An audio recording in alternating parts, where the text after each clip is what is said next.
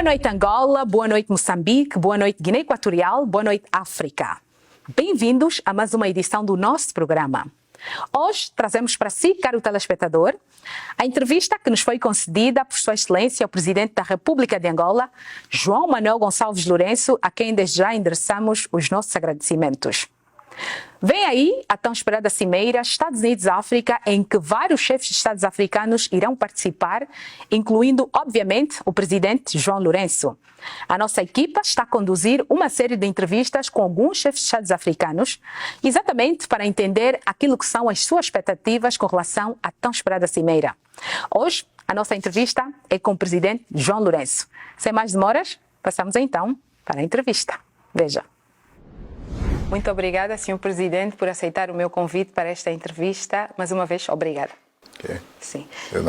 Vamos dar início à nossa entrevista, Sr. Presidente, olhando primeiramente para as eleições que o nosso país organizou recentemente e que deram vitória a Vossa Excelência, que vai agora no seu segundo mandato. Que avaliação é que o Sr. Presidente faz das eleições passadas e como é que qualifica a sua vitória? Bom, eu qualifico a minha vitória como a vitória do povo angolano, portanto foram os angolanos que apostaram em mim e no meu partido, no MPLA, e portanto saímos todos vitoriosos. E como é que viu o processo de eleições? Foi diferente porque tivemos também angolanos a votarem fora de Angola. Como é que viu todo o processo? Estas eleições foram, de uma forma geral, mais disputadas do que as anteriores. Portanto, estas foram as quintas eleições. O país já teve 4 antes. Foram as mais disputadas e, embora a Constituição da República de Angola preveja a realização de eleições no exterior do país, portanto, para que os angolanos da diáspora possam exercer o seu direito constitucional de votar. Nas 4 eleições anteriores, isso, por razões de diversa ordem, não aconteceu. E nós entendemos, agora para estas eleições de agosto do corrente ano, criar as condições que permitiram que os angolanos na diáspora pudessem votar. Lamentavelmente, e talvez pelo facto de ser a primeira vez que isso acontece, não conseguimos garantir que todos os angolanos em condições de votar, que vivem no exterior do país, pudessem fazê-lo. Mas acredito que nas próximas eleições, portanto, o número de angolanos que vão poder exercer esse direito vai subir consideravelmente, porque vamos criar condições para que o voto tenha lugar em mais países, em mais cidades, e que atinja o maior número possível de angolanos na diáspora. Desde que o Sr. Presidente chegou ao poder, em 2017, algo que vai certamente ficar na história da governação do Sr. Presidente, creio eu, é a coragem que o Sr. Presidente teve de enfrentar a todos, incluindo membros do partido que o Sr. Presidente dirige, e começar uma luta contra um dos maiores males que afetava Angola depois da guerra, que é exatamente a corrupção e a impunidade. Entre dar continuidade ao rumo que Angola já vinha observando e começar uma nova era, uma Angola diferente, o presidente optou exatamente por começar uma nova era. E obviamente sabemos que os próximos presidentes vão poder dar continuidade, ir melhorando e fazendo outras coisas. Mas era preciso e é importante o passo que o Sr. Presidente deu. Sabemos que não foi fácil, porque mudanças obviamente incomodam alguns. Eu gostaria que o Sr. Presidente falasse um bocadinho dos desafios que teve de enfrentar durante os últimos 5 anos, muitas mudanças, e dar esse novo rumo ao país que temos hoje. Sim, o desafio foi grande, foi e é, porque a luta continua, portanto, a luta contra a corrupção não continua, e acredito que mesmo quando algum dia o Presidente da República for outra entidade, muito difícil será retornar ao passado. Portanto, uma vez iniciado, eu creio que todos vão dar continuidade, talvez num outro estilo, numa outra forma, mas praticamente já será impossível voltarmos à situação a situação anterior de impunidade. O desafio foi grande, como diz, portanto, acabamos por tocar em pessoas muito poderosas, que têm poder, sobretudo poder financeiro, como se diz, o dinheiro compra muita coisa, compra consciências, com os valores da corrupção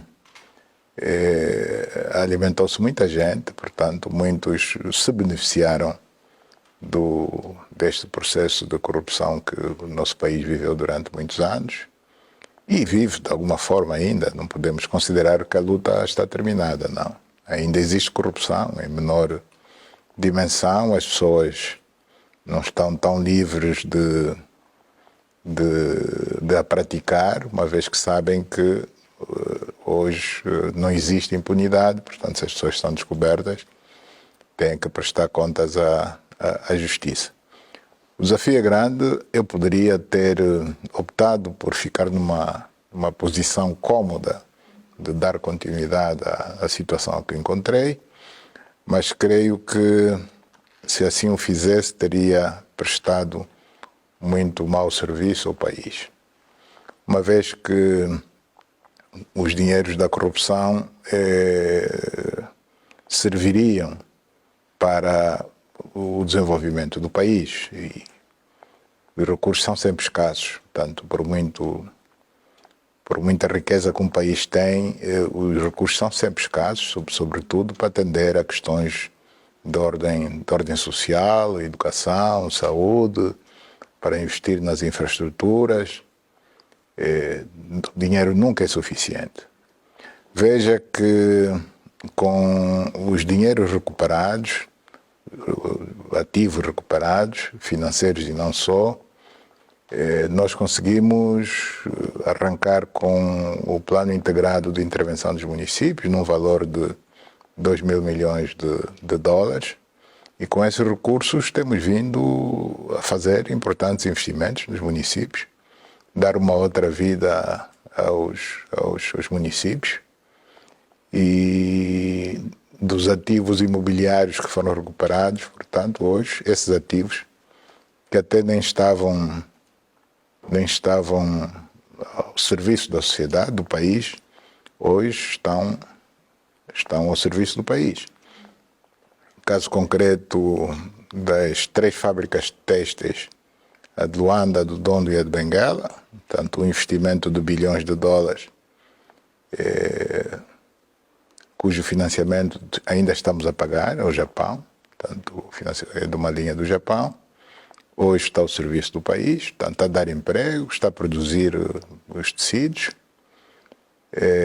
Temos o caso do Hotel Intercontinental, uma infraestrutura daquela dimensão que esteve há anos parada porque aqueles que se embarcaram desse mesmo bem sentiram que não estavam à vontade para ir avante com o projeto, e então pararam, mas felizmente conseguimos recuperar e hoje está ao serviço da hotelaria e do turismo. É evidente que essa coragem tem as suas consequências. Há quem interpretasse mesmo como que eu tivesse criado uma divisão no seio do partido. Não é isso que aconteceu, porque não se pode aceitar que as pessoas que estão envolvidas na corrupção representam uma fatia grande dentro do partido, não representam. Há quem visse nisso mesmo, nessa luta contra a corrupção, a derrota previsível do MPLA. Isso também não aconteceu, conforme constatamos. Portanto, o MPLA venceu as eleições e vamos continuar. Sr. Presidente, quando o Sr. Presidente chegou ao poder em 2017, muitos tinham a sensação ou a ideia de que o Sr. Presidente iria continuar a Angola de antigamente, a Angola que tínhamos, não teria essa coragem. Eu gostaria de saber do Sr. Presidente o que é que lhe motivou a ter essa coragem, porque não é fácil. E nós já estávamos, muita gente estava cômoda com a Angola que tínhamos. E mudança não vinha, não passava pela mente de muitos. Mas o senhor presidente, digamos que surpreendeu a muitos, principalmente os jovens. Nós não esperávamos uma mudança como a que vimos, né? Mas eu queria saber do presidente o que é que lhe mais motivou a dizer basta, temos que mudar, Angola tem que ser diferente. O que me motivou foi a necessidade, em primeiro lugar, a necessidade de fazer justiça. E essa necessidade, e em segundo lugar, a necessidade de reparar a imagem que Angola tinha, a má imagem que Angola tinha junto da comunidade internacional. Portanto, Angola era conhecida por duas questões negativas. Tanto uma, a guerra, que felizmente conseguimos parar, e faltava superar o outro aspecto negativo, que era precisamente a corrupção e a impunidade. Portanto, a guerra ficou resolvida, agora estamos pouco a pouco a resolver o problema da corrupção e da impunidade. O senhor presidente falou há pouco do desemprego, não é? Obviamente que o problema do desemprego, ou os níveis altos de desemprego a nível da juventude, preocupa muitos. E eu acho, para muitos, deve ser um dos maiores desafios da governação do senhor presidente, é gerar exatamente empregos para esse número elevado de jovens que ainda procuram por emprego. E sabemos também que vai ser necessário investimentos grandes na área não petrolífera. Senhor presidente, gostaria que falasse um pouco daquilo que é o plano que o senhor presidente tem para reverter este quadro do desemprego a nível dos jovens. Nós estamos a criar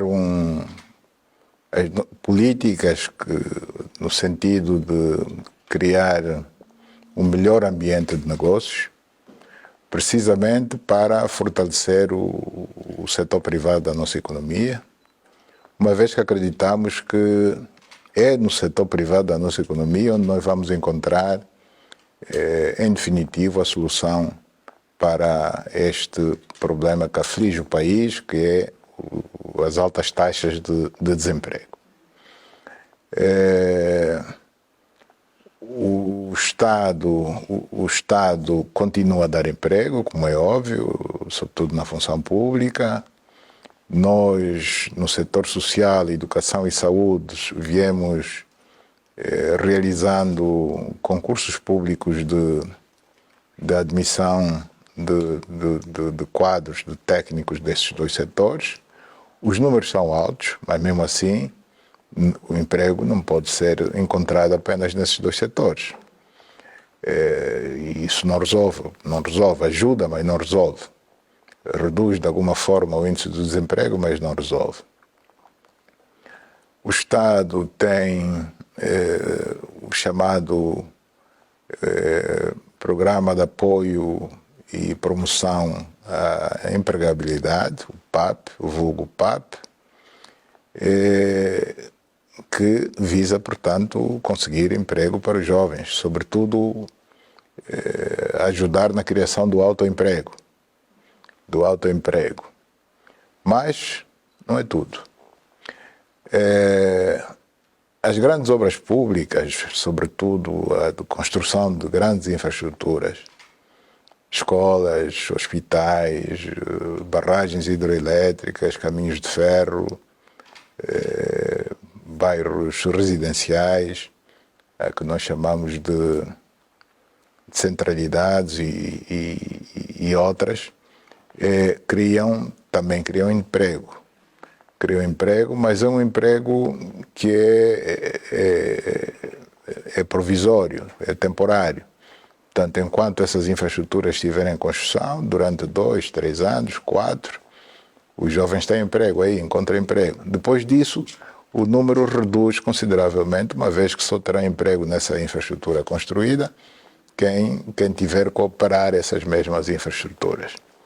Portanto, a solução é haver cada vez mais empresas do setor privado, mais fábricas, mais indústria. Precisamos de industrializar o país, mas quem faz as indústrias é o setor privado.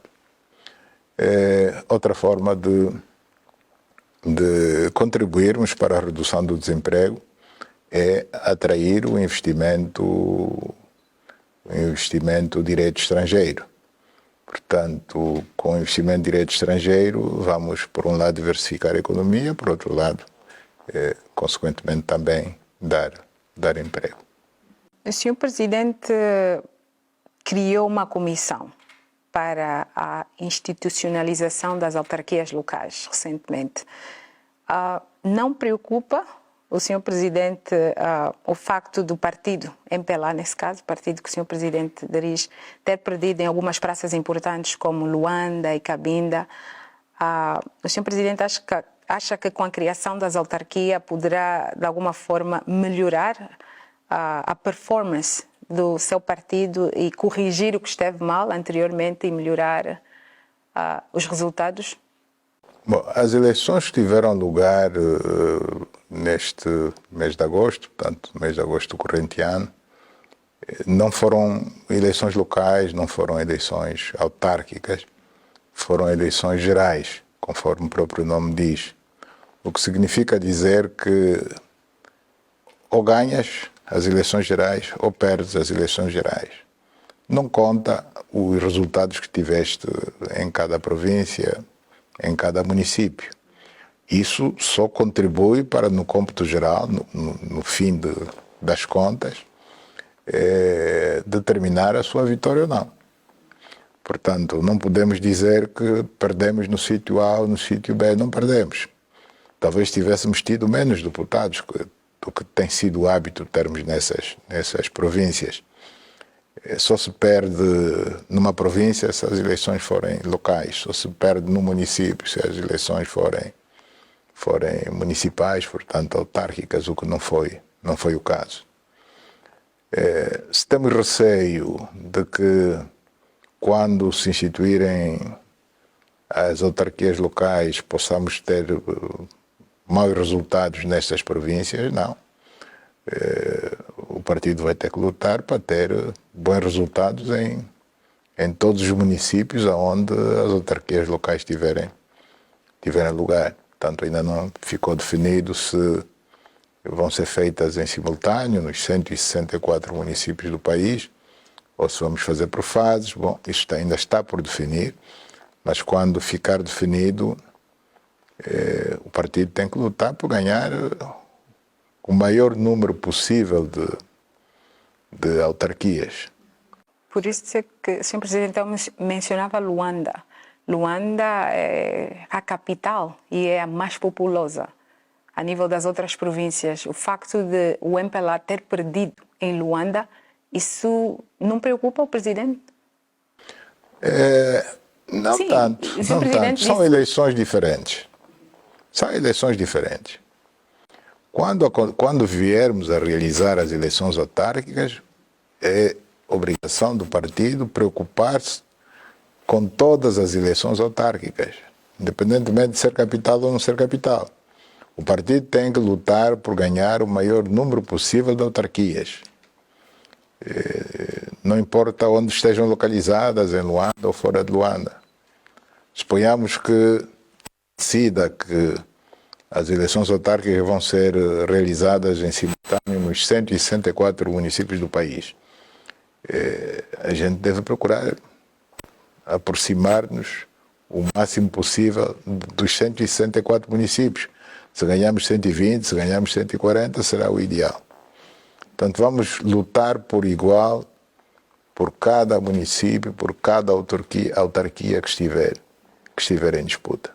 Vamos agora passar para a educação e saúde, Sr. Presidente. Estas são duas áreas em que o Presidente focou-se muito no mandato passado, né? O Sr. Presidente investiu muito em hospitais e também na educação. E estas são áreas que, obviamente, vão continuar a merecer uma especial atenção. Neste segundo mandato do Sr. Presidente, o que é que teremos de novo, exatamente na educação e saúde? Bom, de novo, ou seja, para além daquilo que já foi feito. Exato. Para além daquilo que já foi feito, portanto, vamos continuar a investir em infraestruturas na educação e na saúde. Vamos construir mais escolas de todos os níveis. Vamos construir mais unidades hospitalares de todos os níveis. No que diz respeito às unidades hospitalares, como dizia, Nós investimos sobretudo, mas não só, preciso que isso fique bem claro, em grandes unidades, portanto, do nível terciário, hospitais gerais, bem equipados, de muitas camas, uma média de 200 camas por cada uma dessas unidades hospitalares, embora tivéssemos investido também noutros níveis, noutras categorias de unidades hospitalares. Portanto, no quadro do PIME, não só, foram construídos muitos hospitais municipais, postos médicos. Neste mandato, vamos privilegiar a construção de unidades hospitalares do nível primário e secundário, uma vez que consideramos que as do nível terciário praticamente teremos coberto o país quando ficarem concluídas as unidades hospitalares que estão sendo construídas e algumas anunciadas já com recursos disponíveis e que tão logo terminem, dentro de mais ou menos 2 anos, pelas nossas contas. Para este nível de unidades hospitalares, queremos que vamos cobrir o país. Vai-nos faltar continuar a construir a dos outros 2 níveis, do primário e do secundário.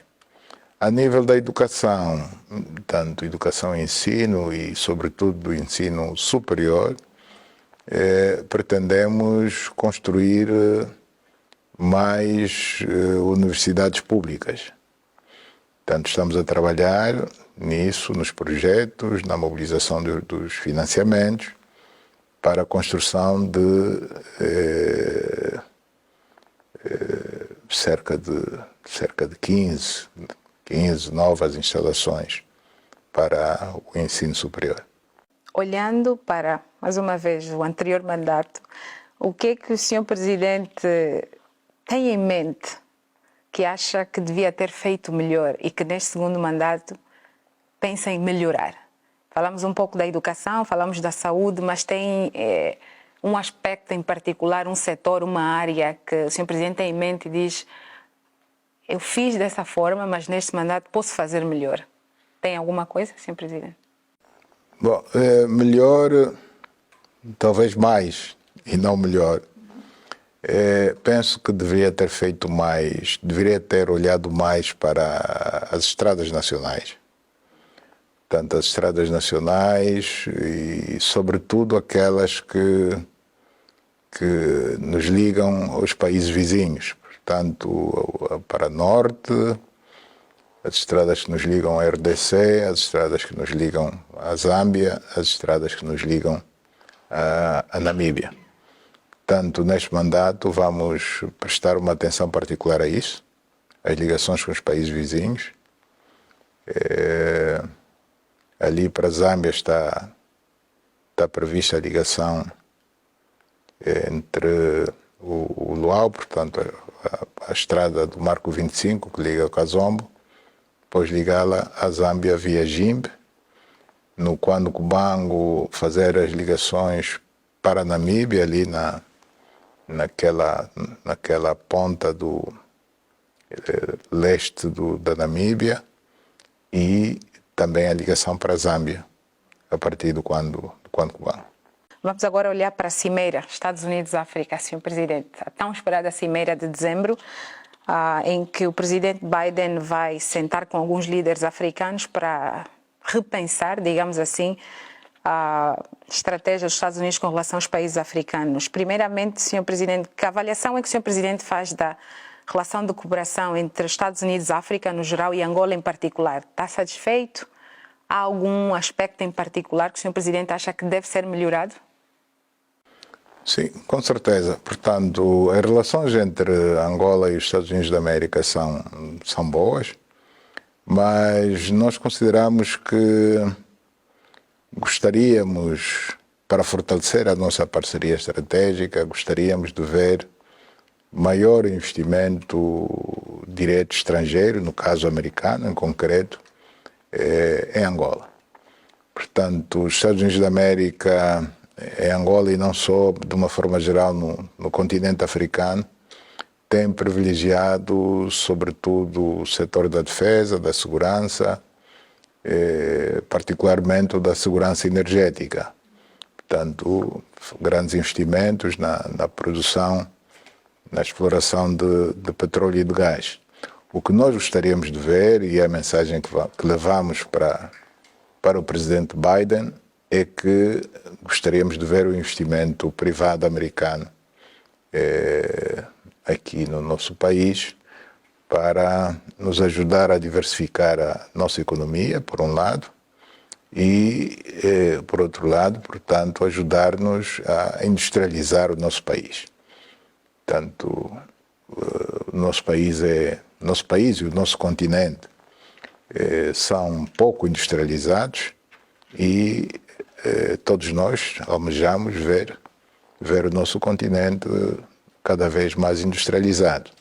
Sabemos que para a industrialização há infraestruturas que são fundamentais, nomeadamente haver maior oferta de energia e de água, e gostaríamos de garantir aos americanos que esse investimento em Angola está sendo feito com bastante seriedade. Portanto, estamos a trabalhar para cobrir o país com energia e com fontes limpas de energia, tanto energia hidroelétrica, energia fotovoltaica, até mesmo com a contribuição dos americanos.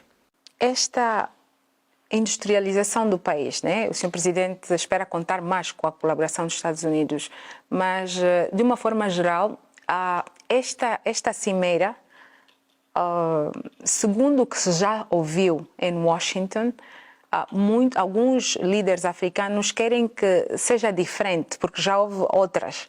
Uma que que o presidente Barack Obama realizou, e houve uma segunda em Moçambique, mas os resultados não foram muito aquilo que os africanos esperavam. Então, eu queria que o Sr. Presidente falasse um pouco da expectativa, o que é que quer no geral. Sei que a industrialização do nosso país é um dos temas, né, que o Sr. Presidente, um dos aspectos que o Presidente espera que haja mais colaboração ou cooperação dos Estados Unidos, mas de uma forma geral, em termos de resultados, porque as outras houve encontros com grupos empresariais, líderes e tudo, mas não houve grandes resultados. Ficou-se na muita conversa, mas em termos de resultados palpáveis não houve muitos.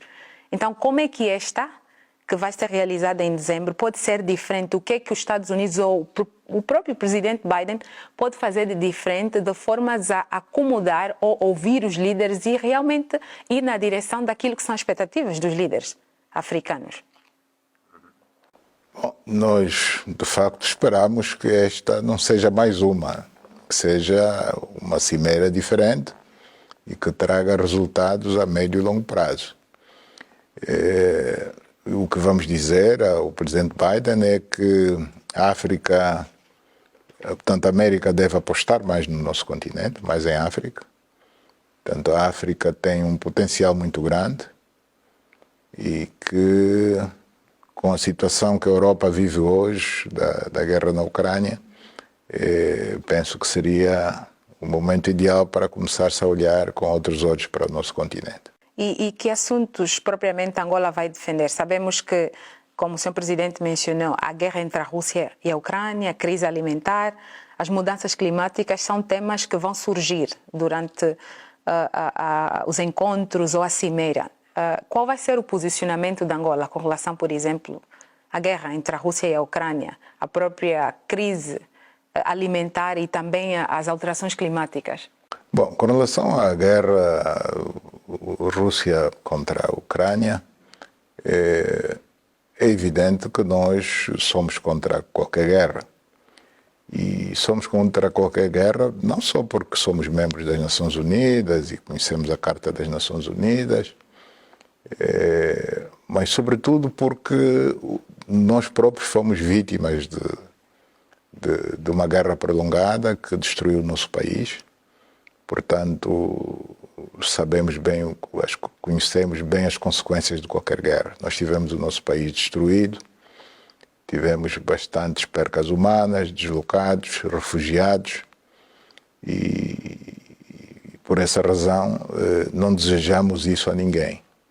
Não desejamos isso a ninguém, as guerras só trazem desgraças, portanto sempre defendemos o fim imediato da guerra que atualmente ocorre na Europa entre a Rússia e a Ucrânia.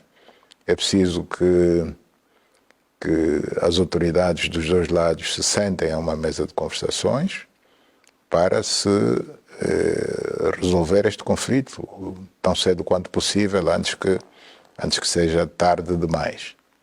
Portanto, já dissemos isso publicamente, mais do que uma vez, em vários fóruns internacionais, e vamos reiterar isso agora, enquanto estivermos em Washington, D.C. Com relação à crise energética e à crise alimentar, que no fundo são consequência desta guerra, portanto, para se resolverem essas duas crises, em primeiro lugar, por maioria de razão, precisamos de acabar com a guerra. Bom, e depois pensar-se, a partir de agora, em continuar a investir em diferentes fontes de produção de energia para além das fontes tradicionais que consomem carbono, não é? Portanto, para além do petróleo e do gás, facilitarem os recursos. Portanto, o mundo mais desenvolvido deve ajudar-nos a encontrar as alternativas às fontes poluentes. Portanto, temos que ter recursos para investir noutro tipo de fontes, na solar e outras fontes amigas do ambiente. Com relação à crise alimentar, costuma-se dizer que há males que vêm para bem. Portanto, esta crise alimentar desperta-nos para a necessidade de maior investimento na agricultura no nosso continente e no nosso país, em particular em Angola. Portanto, Angola tem abundantes terras aráveis, tem bom clima, tem água, quanto basto para o desenvolvimento da agricultura. Precisamos de capital, de know-how, e com isso nós podemos fazer de Angola, em termos comparativos, digamos, um Brasil, né? Um Brasil, podemos alimentar o mundo, podemos exportar produtos agrícolas para os maiores mercados de consumo do mundo. Precisamos de capital, de tecnologia, de know-how, para que possamos contribuir para matar a fome do mundo. Realmente, a África, no geral, tem um grande potencial, Sr. Presidente. E vamos agora a um curto intervalo. É rápido, nós voltamos já com muito mais. Não saia daí.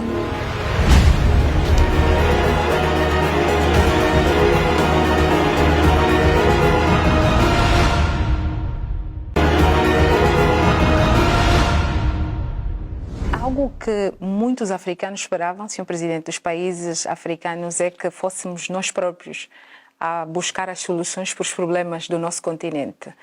E Angola tem sido um grande exemplo em mediar conflitos entre países africanos. Falo do papel importante que Angola joga na região dos Grandes Lagos. Eu queria que o Sr. Presidente falasse um pouco da experiência na mediação de conflitos e dos resultados em si. E como é que os Estados Unidos pode jogar também um papel importante em todo esse processo, esse trabalho que Angola tem feito a nível da África, mediar conflitos na busca de soluções para alguns problemas em muitos países? Bom, não é só Angola quem tem vindo a desempenhar esse papel, há outros atores. Há dias mesmo podemos constatar que as partes que se opõem na Etiópia acabaram de assinar um cessar-fogo na cidade de Pretória, na África do Sul, com mediação africana, encabeçada pela própria União Africana. Portanto, bom, é uma iniciativa que teve este sucesso, não é tudo, o conflito não está ainda resolvido, mas é um passo importante, o facto de se ter conseguido cessar fogo. Os passos seguintes virão. Com relação a Angola, nós, talvez pela nossa localização geográfica,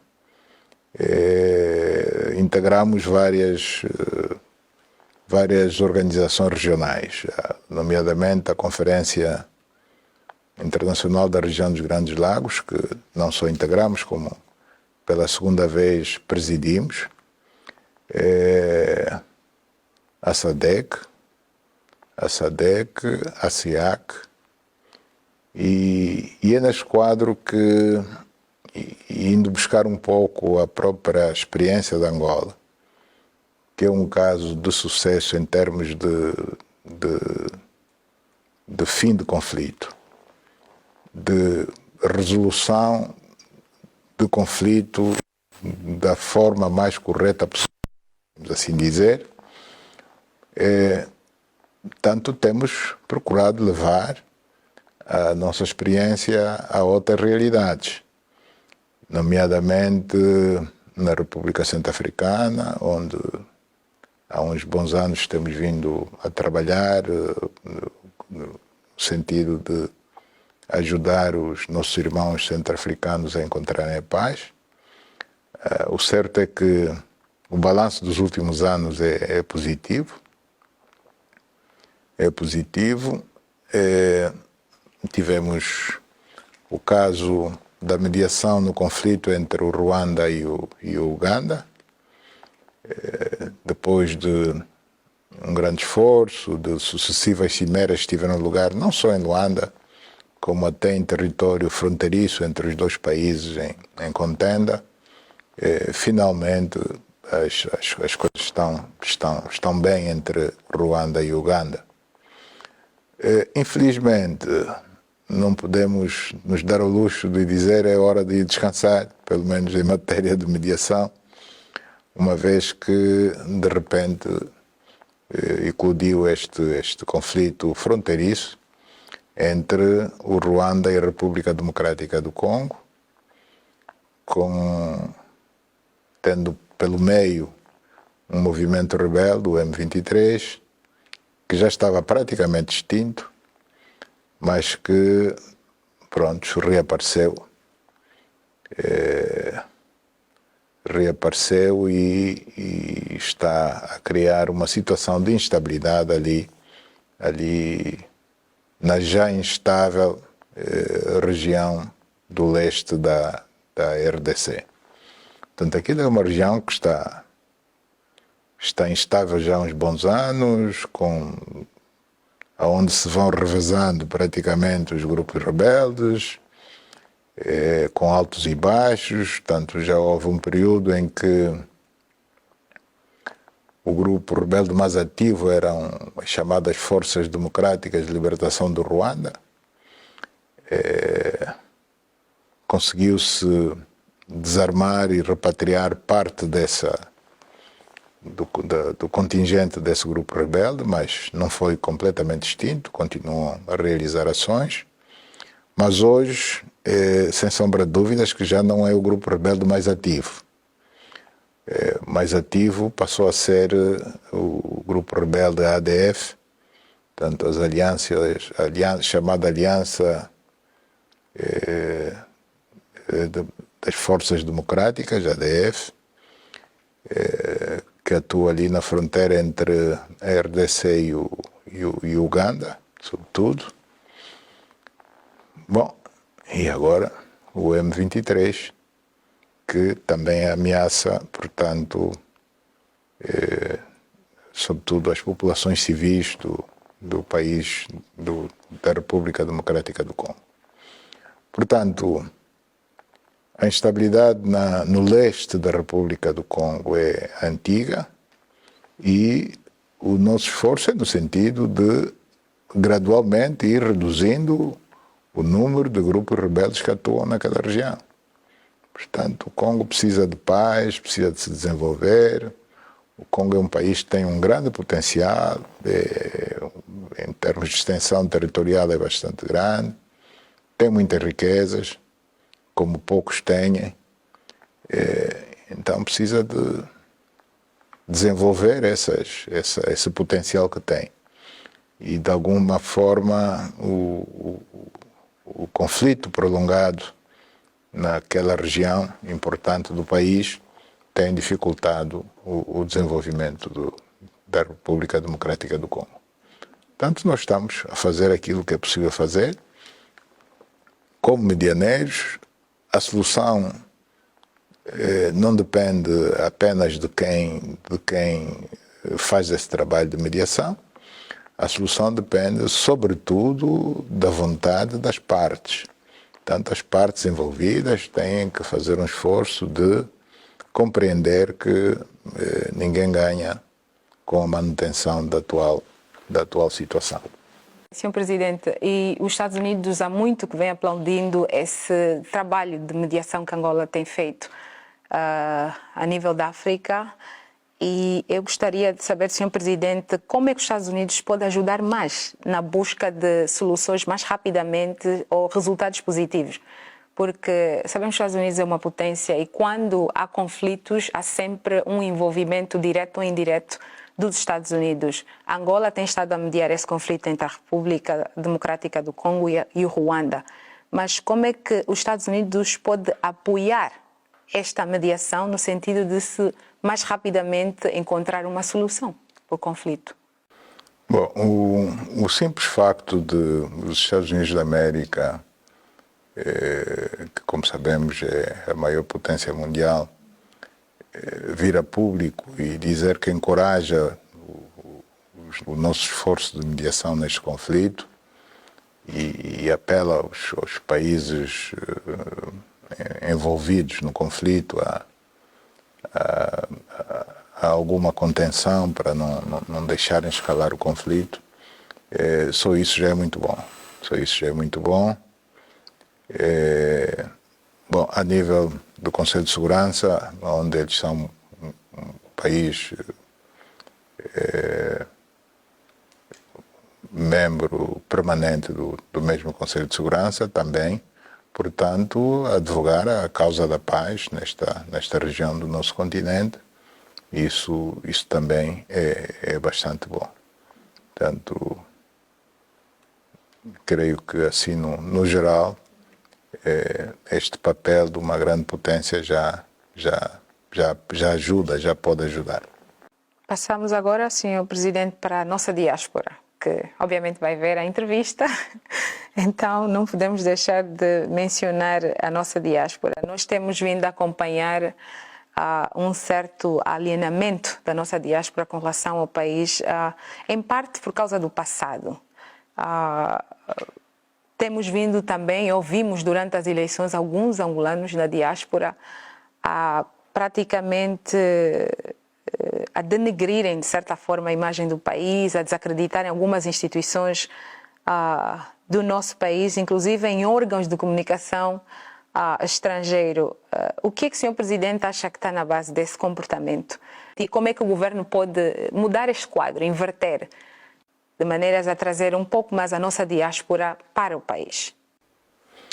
Bom, este tipo de atitudes negativas tiveram lugar não apenas com alguns cidadãos que estão na diáspora, como também estão aqui em território nacional. Portanto, não é uma questão de estar ou não estar na diáspora. Nós temos de condenar esse tipo de atitudes, independentemente do angolano, que é todo igual, estando dentro, estando fora, praticar este tipo de ações que em nada dignificam o nosso país. Portanto, os cidadãos são livres de votar num ou noutro partido, isso, a democracia é mesmo assim, mas o mínimo que se deve pretender é que sejamos todos patriotas. Portanto, defender em primeiro lugar Angola, né? O que não tem nada a ver com os partidos políticos, se é da situação ou se é da oposição. Portanto, o apelo que nós deixamos a todos que têm estas práticas, quer os que vivem cá dentro, quer os que estão na diáspora, é que, em primeiro lugar, defendam Angola. Que sejam patriotas, independentemente de terem ou não terem simpatias por este ou aquele partido. E por isso é que as democracias dão esta oportunidade aos cidadãos, sobretudo aqueles que têm a qualidade de ser cidadãos eleitores, estão em condições de votar, de escolherem os seus governantes. Portanto, votar a favor daquele que acha que deve governar o país e votar contra aquele que acha que não é digno de governar o nosso país. Portanto, essa liberdade existe. Não precisamos de vir a público achincalhar ninguém. Das pesquisas, algumas pelo menos a nível dos Estados Unidos, na nossa diáspora, que nós tivemos conhecimento, este tipo de comportamento de alguns angolanos, e refiro-me aos que estão na diáspora, tem em parte a ver com a falta de informação da situação real do país. E muitos também desconhecem o esforço ou aquilo que tem sido a atuação do governo na busca de soluções para os vários problemas que o país enfrenta. Sr. Presidente, tendo em conta a nova abordagem, ou a atual abordagem do governo, comunicar melhor, trabalhar mais e comunicar melhor, existe alguma estratégia de formas a manter mais informada a nossa diáspora, os angolanos que se encontram fora de Angola, sobre a real situação do país, de formas a aproximá-los mais ao país? Porque muitos podem até contribuir para Angola, mas o facto de nem sequer estarem informados do que se passa no país às vezes atrapalha, e muitos têm comportamentos, digamos que desviantes, denigrem, acabam por denegrir a imagem do país porque não estão informados sobre o que se passa e principalmente sobre aquilo que tem sido o esforço do governo na busca de soluções. Comunicar mais, trabalhar mais. Há algum plano para se manter mais informada a nossa comunidade na diáspora sobre a situação do país? Sim, de uma forma geral nós vamos procurar comunicar melhor e dar a conhecer ao mundo, não é? Portanto, é dar a conhecer ao mundo, no fundo, porque informação dirigida é um bocado difícil, não é? A informação tem que estar disponível a quem quiser acedê-la, né? Nós vamos fazer um esforço muito grande no sentido de comunicar melhor, sobretudo de divulgar mais e melhor as nossas realizações, que não são poucas. Durante este mandato que findou, tivemos muitas realizações, não obstante aquele período meio morto da Covid-19. Acredito que neste mandato teremos, digamos, muito mais realizações do que no passado. Tudo isso vai ser suficientemente divulgado, mas também é preciso que haja algum interesse das próprias pessoas em procurar informar-se sobre a situação do país. Portanto, o esforço deve ser recíproco. Por um lado, o governo comunicar melhor, mas por outro lado, cada cidadão individualmente, estando no país ou fora do país, procurar também haver um esforço de cada um em procurar informar-se melhor do que se passa no nosso país. O Sr. Presidente falou que para a criação de empregos vamos precisar de indústrias e muito investimento no setor privado. E um dos fatores que pode jogar um importante papel em todo esse processo é, obviamente, o know-how, quadros.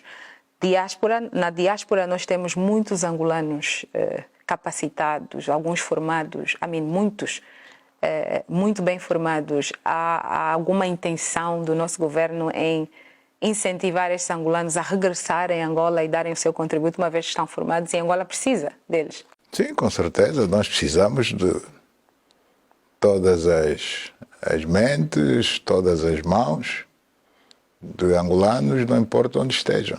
Portanto, a Angola precisa deles. É evidente que a opção em viver na diáspora é um direito legítimo que cabe a cada um. Cada cidadão tem as suas razões de viver dentro do país ou fora. Regra geral, quando se imigra, as pessoas vão à procura de melhores condições, melhores oportunidades de emprego, de habitação, etc. Portanto, a decisão é de cada um, mas é evidente que o país gostaria de ter a maioria dos seus cidadãos cá dentro, para contribuírem para o desenvolvimento de Angola. Não basta criticar os que cá estão, também é preciso contribuir. E muitas vezes contribuir não é só regressando ao país, mesmo continuando lá fora na diáspora, pode-se contribuir de uma ou de outra forma para o desenvolvimento do nosso país. Contribuir com remessas monetárias para a família, como fazem outros países que têm muitos cidadãos fora, como faz Cabo Verde, como faz Portugal, como fazem outros países que têm grandes diásporas, até bem maiores do que a nossa. Os cidadãos, de uma forma geral, contribuem com remessas monetárias para a família, contribuem com estudos, contribuem com análises. Portanto, nós estamos abertos e, para nós, todas as contribuições dos nossos cidadãos são bem-vindas. Eu acho que com isso o Sr. Presidente já acaba por enviar uma mensagem à nossa diáspora. Mas para fechar, Sr. Presidente, eu queria que mais uma vez reforçasse, eu quero que o Sr. Presidente envie uma mensagem à nossa diáspora que não tem ouvido muito do Sr. Presidente, mas seria bom, que mensagem o Sr. Presidente gostaria de enviar para os angolanos que estão na diáspora? A mensagem é que nós nunca nos esquecemos deles. Tanto é assim que criamos as condições para que pela primeira vez pudessem exercer um direito que é legítimo de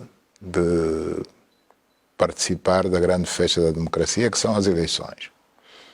Lamentavelmente, e talvez pelo facto de ser a primeira vez que realizamos eleições fora de Angola, não podemos dar essa oportunidade a todos. Portanto, aconteceu apenas em alguns países, em algumas cidades.